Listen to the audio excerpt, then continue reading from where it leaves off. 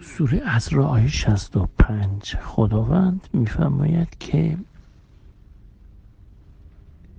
ان عبادی لیس لک علیهم سلطان و کفی بربک وکیلا.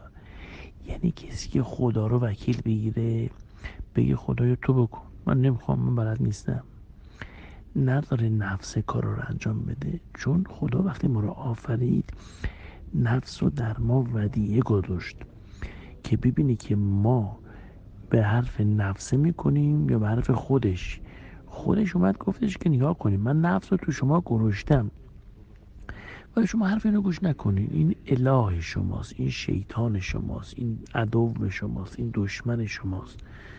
بعد اینم یه جوری قرار داد که بیاد این شیطانه با تمام لشکرش در واقع بیاد مشارکت بکنه در اموال ما، در اولاد ما و غرور ما و منمیت ما. ولی میفرماید تو این آیه که نگاه کن، اگر تو بیای بنده بشی. بنده یعنی چی؟ یعنی از خودت هیچ اراده یا انجام کاری نداشته باشی، منو وکیل بگیری، بگی من بلد نیستم کارم انجام بده، تو بیا انجام بده کارمو.